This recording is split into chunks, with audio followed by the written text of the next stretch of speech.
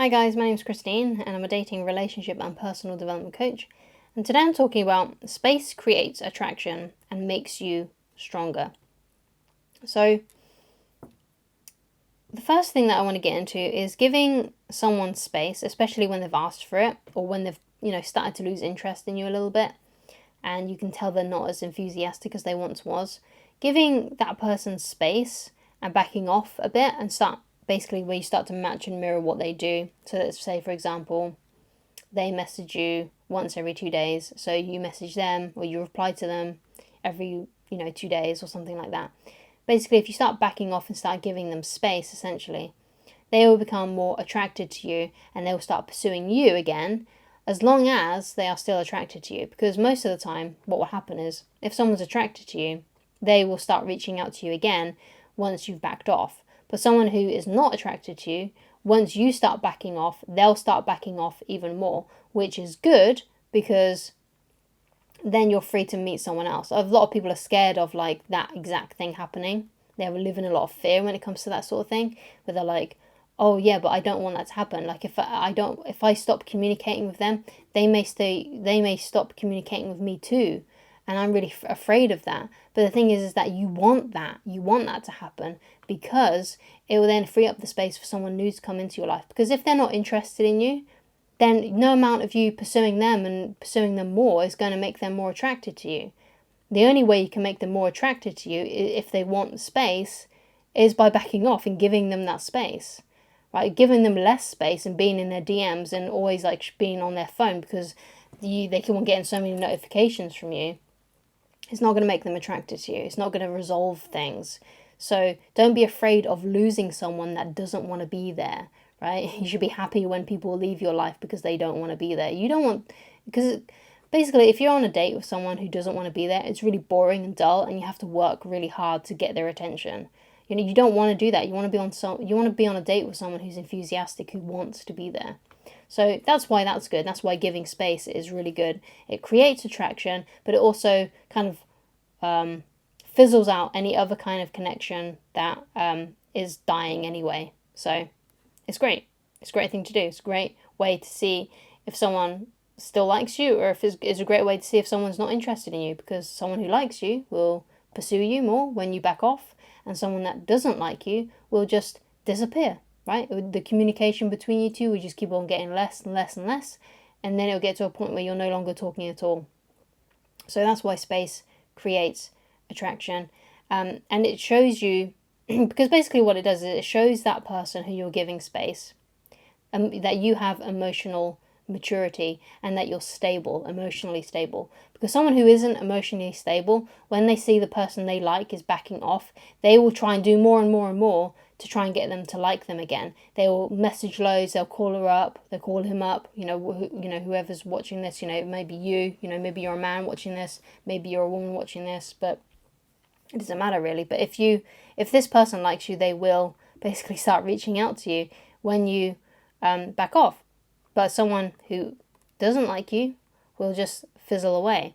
But the point is that, when you are backing off from someone, you're showing emotional maturity by not over pursuing. Because, like I said, someone who's not emotionally stable, who doesn't have much emotional maturity, will just keep on hounding that person until they get blocked, basically, or they get to a point when they realize that this person doesn't like them, or that person may say to them, I'm sorry, I'm not interested in you anymore, and then it kind of ends that way, basically.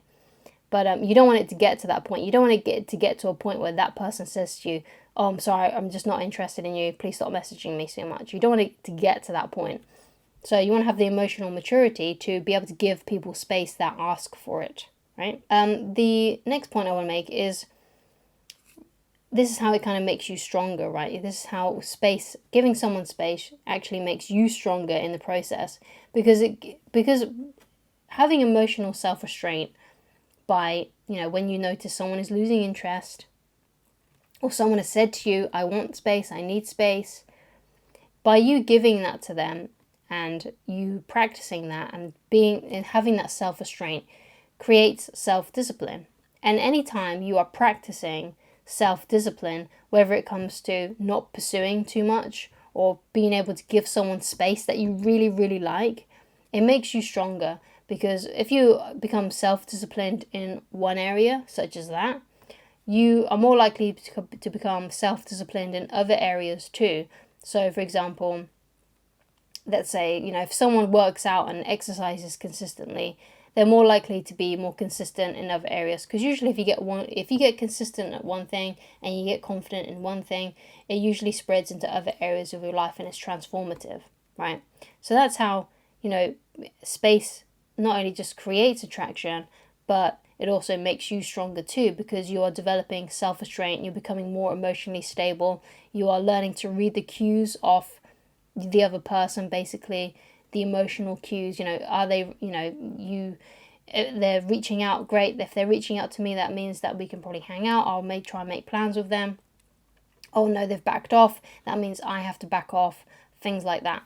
So it's all about being, very self-aware and being aware of the situation that you're in and being aware of the communication that you two are having. But you don't want to stress too much about it. Don't be thinking about it too much. Don't overanalyze it too much. Like I've seen some people like, oh, they messaged me exactly 11. It took them 11 minutes to reply to me, so that means I'm gonna reply in exactly 11 minutes to them. And oh, they messaged me at 3. They messaged me exactly at 3, 2 minutes past 3. So that means I'm going to message them at 2 minutes past 4 and things like that. They overanalyze it way too much. It's not that deep. You don't have to go that deep with it or to think about it that much. But you want to have that self-restraint, basically, that emotional self-restraint.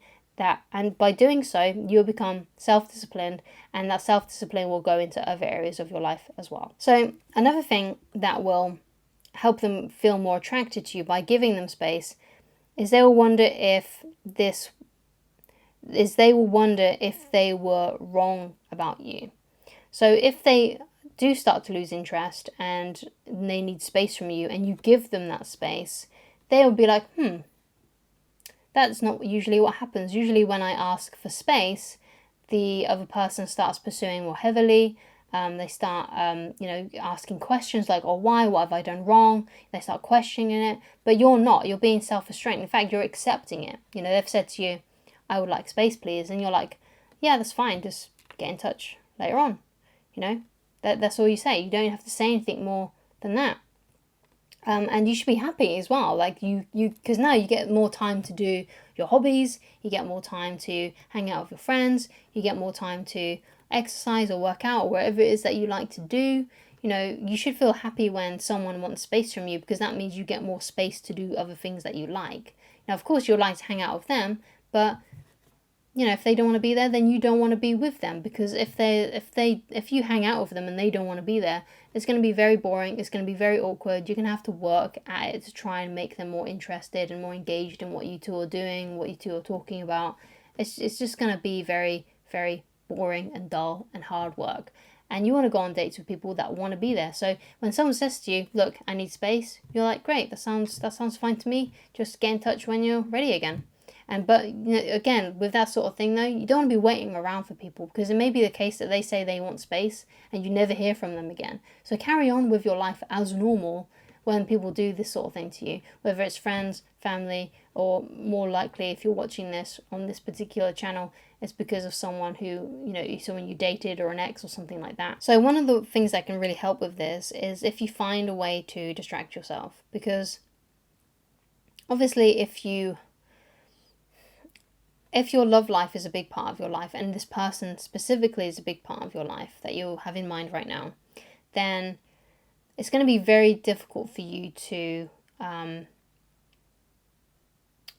remain emotionally self-restrained when it comes to talking to them and communicating with them. It's more likely that you're going to cave and message them or do something that you regret if you have nothing else going on in your life.